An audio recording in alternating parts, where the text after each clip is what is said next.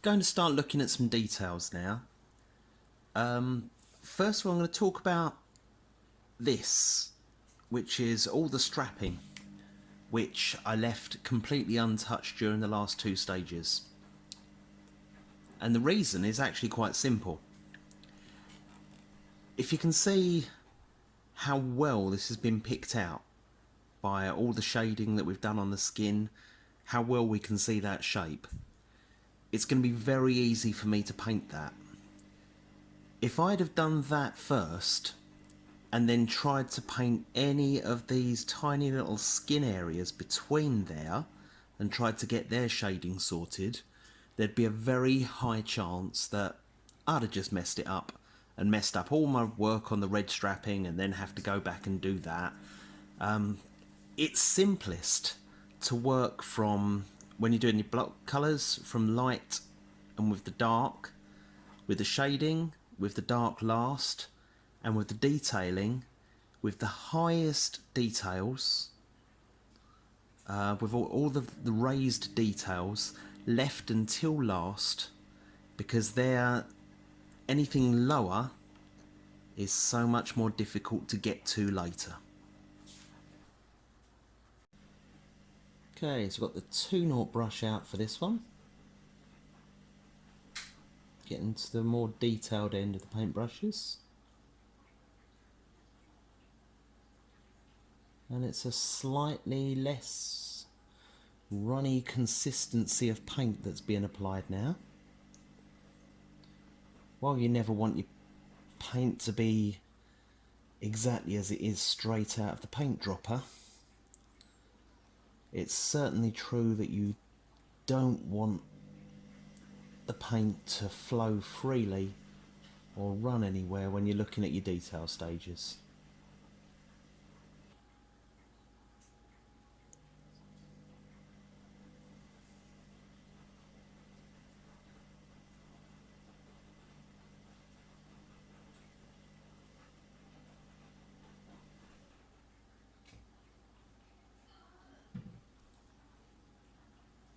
And that goes on really neatly, simply because we left it till last.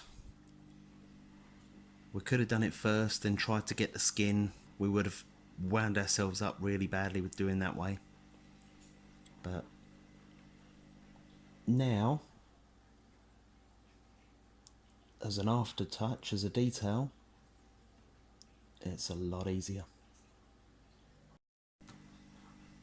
Now I've got a patch here on this strapping which is just a little too bright.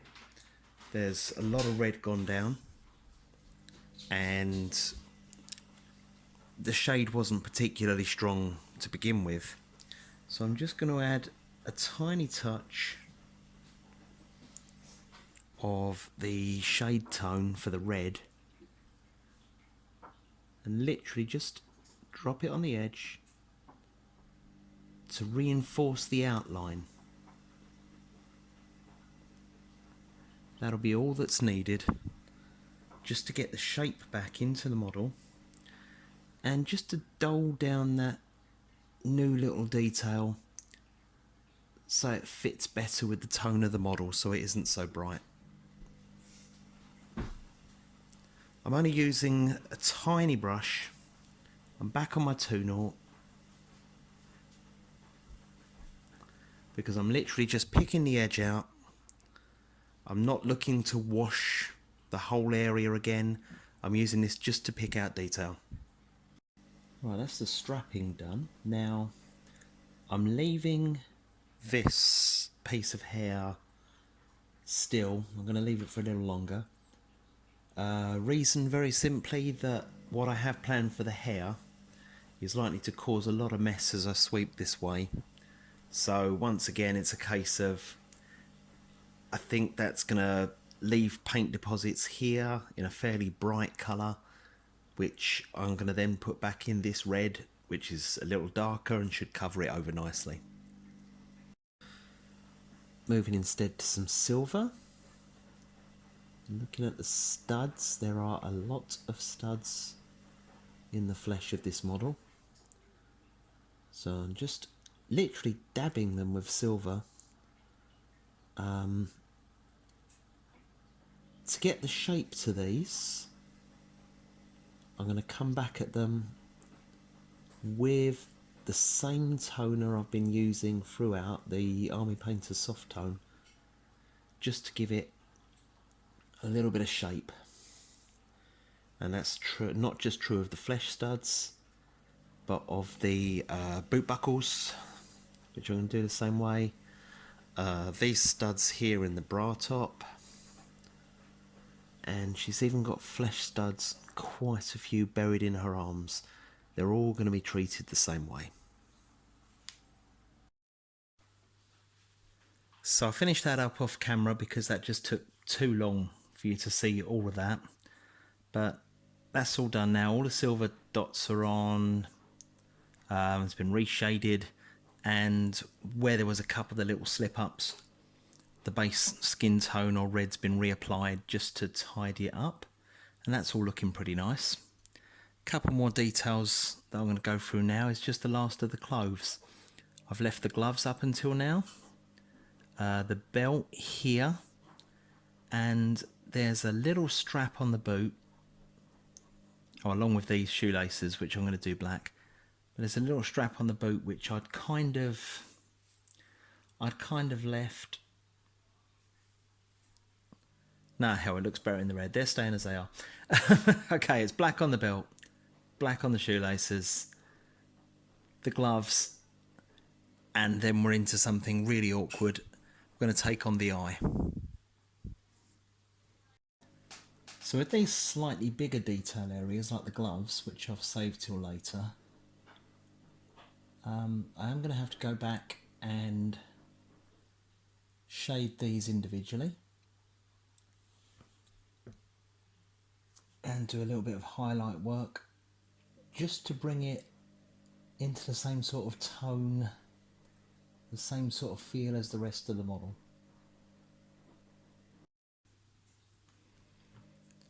Alright, so we go with a splash of toner then. Just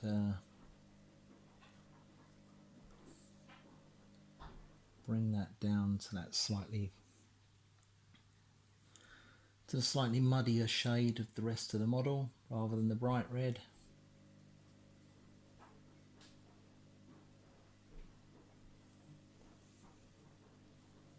That should start to fit in quite nicely.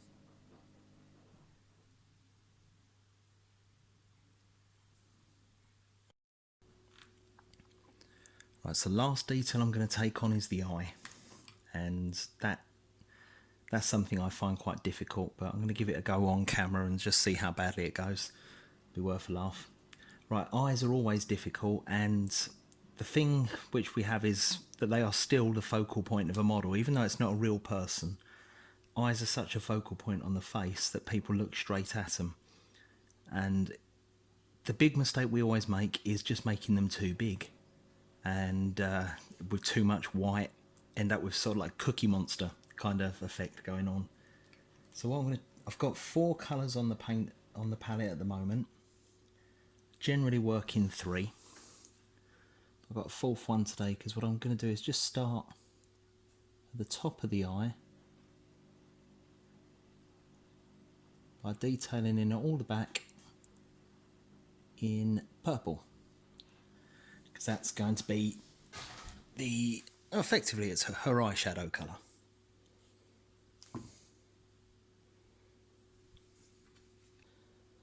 So after setting the purple,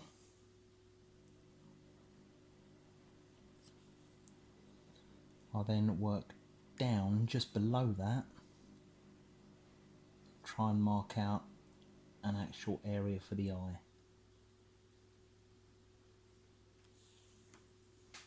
So the 3 colours I've got on the palette at the moment, other than the eyeshadow colour I mentioned, is a simple black, a simple white, and the highest flesh tone that I've been working in, the brightest flesh tone. So now I've just setting the outline of the eye. I'm going to go back in white.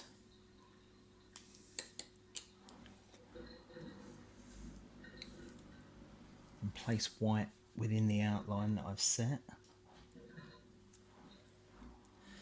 Now each of these splodges is already far too big.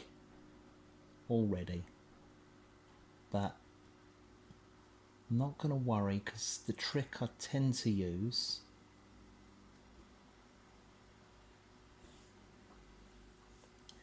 is to let any mess I make work down the eye as I work on it.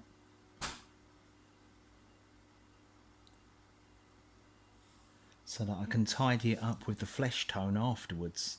Because just below the eye you have the cheekbone, and that's a natural highlight. So you can use that to edge the eye once you've finished. So here's a close-up of where we are after that. Still very messy. The eye's too big. So I'm going to do a couple more brush strokes on that to show you where to try and change that. And I'll show you after each step. So we have some white on now. Still far too big, but I'm happy with how far it reaches into that little point between the nose and the brow there. So I'm going to keep working on that as I try and put a pupil into it. So we have a pupil in now. The eye is still huge, but you can see that the most of the mess runs down rather than up. It's onto the cheekbone, so it should be a lot easier to tidy. So now the bottom line's in, which looks very heavy and messy, but I'm going to start taking that back now with the skin tone, and that should start to look a lot better. And there we have it, with the skin tone used to tidy up the outside of the eye and bring back the cheekbone. It all comes back smaller and much, much neater. And now with just a little eyebrow flick and a touch of lipstick, that's the face finished.